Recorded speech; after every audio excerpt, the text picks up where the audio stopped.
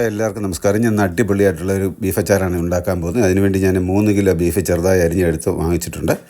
അതിലേക്ക് ഞാൻ 2 ടീസ്പൂൺ മുളക് പൊടിയും 1 ടീസ്പൂൺ മഞ്ഞൾപ്പൊടിയും കൂടി ചേർത്ത് നല്ലവണ്ണം ഇളക്കി, അതിലേക്ക് 1 ടീസ്പൂൺ കുരുമുളക് പൊടിയും ഉപ്പും കൂടി ചേർത്ത് നല്ലവണ്ണം ഇളക്കി വെച്ചിരിക്കുകയാണ്. അതിനുശേഷം കുക്കറിലിട്ട് മീഡിയം തീയിൽ ഒരു 4 വിസിലടിക്കുന്നിടം വെച്ചു. അതിനുശേഷം ഞാൻ 1/4 കിലോ ഇഞ്ചിയും 200 ഗ്രാം വെളുത്തുള്ളിയും 10 പച്ചമുളകും കറിവേപ്പിലയും കൂടി എടുത്തിട്ടുണ്ട്. അതെല്ലാം ചെറുതായിട്ട് അരിഞ്ഞാണ്. അതിനുശേഷം നമ്മൾ വേവിച്ച് വെച്ചിരിക്കുന്ന ബീഫിന് നമ്മൾ ഒരു ഉരുളിയിലിട്ട് നല്ലവണ്ണം വെള്ളം വറ്റുന്നിടം വരെ നമ്മൾ ഉരുളിയിടുക. അതിനുശേഷം ഒരു 300 ഗ്രാം നല്ലെണ്ണ ഒഴിച്ച് അതിലേക്ക് നമ്മളിത് വറുത്തെടുക്കുന്നു. നല്ലവണ്ണം ഒന്ന് വറുത്ത് കോരുക. വറുക്കുമ്പോൾ ശ്രദ്ധിക്കേണ്ടത് അധികം അങ്ങ് മൂത്ത് പോകരുത്. വെള്ളമെല്ലാം വറ്റുമ്പോഴത്തേക്ക് നമ്മൾ കരി ഹാർഡാകരുത്.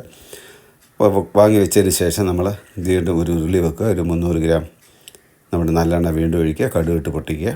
പൊട്ടിച്ചതിന് ശേഷം നമ്മൾ ഇഞ്ചിയും വെളുത്തുള്ളിയും പച്ചമുളകും കൂടെ നല്ലവണ്ണം വറുത്തെടുക്കുക. അതിലേക്ക് കറിവേപ്പിലയും കൂടി ഇട്ട് കൊടുക്കുന്നുണ്ട്.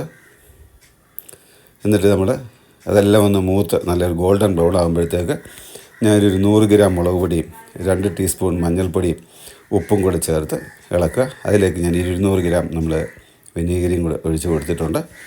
ഉപ്പൊക്കെ നമുക്ക് ആവശ്യത്തിനുള്ളത് ഈ സമയത്ത് നമ്മൾ ടേസ്റ്റ് ചെയ്ത് നോക്കണം. എന്നിട്ട് നമ്മുടെ ബീഫ് ഇട്ട് നല്ലവണ്ണം ഇളക്കുക. അതിലേക്ക് 1 ടീസ്പൂൺ കായപ്പൊടി, 1 ടീസ്പൂൺ കുരുമുളക് പൊടി, 1 ടീസ്പൂൺ ഗരം മസാല ഇട്ട് നല്ലവണ്ണം ഇളക്കുക. നല്ലവണ്ണം ഒന്ന് മിക്സ് ആയതിന് ശേഷം നമ്മൾ തണുക്കാനായിട്ട് വെക്കുക. നമ്മൾ അടിപൊളിയായിട്ടുള്ള ബീഫ് അച്ചാർ റെഡി ആയിട്ടുണ്ട്. എല്ലാവരും ഒന്ന് ട്രൈ ചെയ്ത് നോക്കുക. Thank you for